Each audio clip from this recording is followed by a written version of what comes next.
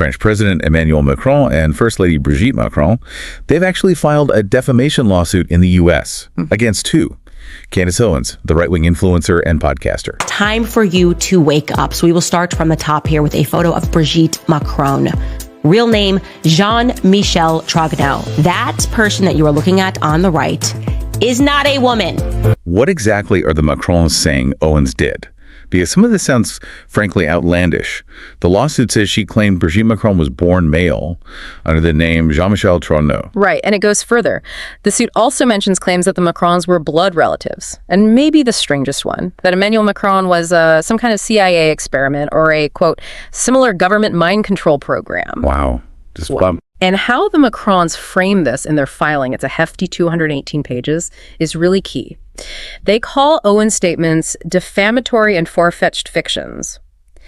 They argue she used this false statement about Brigitte's gender specifically to promote her independent platform, gain notoriety, and make money. So not just false, but deliberately weaponized for clicks and influence. Exactly. They label it relentless bullying on a worldwide scale. And considering her Becoming Brigitte series reportedly got over 2.3 million views, you can see the kind of reach we're talking about. Okay, so they filed in the U.S., Delaware specifically. Yeah. Why there? What does that mean legally? Well, filing in the U.S. immediately brings up American defamation law.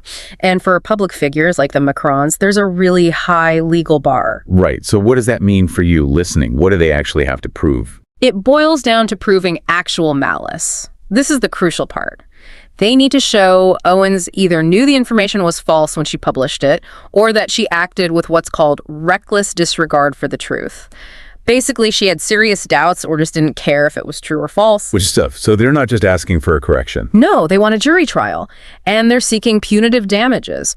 That's money meant to punish the defendant, not just compensate the plaintiff. It sends a message. And the Macron's lawyer, Thomas Clare, he put it plainly, the principle here is truth. He also mentioned they were ready to travel to Delaware for this. Yeah. And that Owens apparently systematically reaffirmed the claims even after requests for retraction. But then you have the other side. Candace Owens' spokesperson, their line is, Candace Owens is not shutting up. They're casting this as a free speech issue.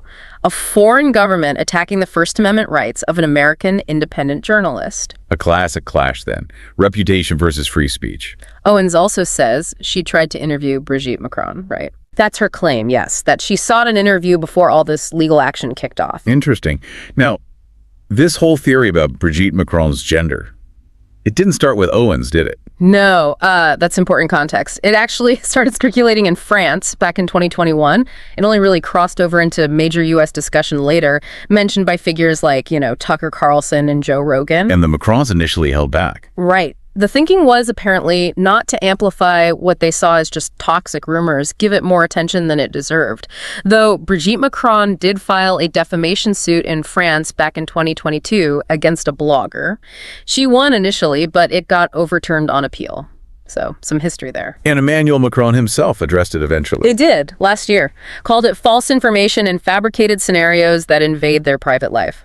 The U.S. lawsuit even specifically denies some incredibly invasive things, like accusations related to Macron's age when they met and this whole government mind control program idea. Yeah, the filing apparently goes into personal details too, like how they met when he was 15 and she was 39 as teacher, but insists the relationship remained within the bounds of the law.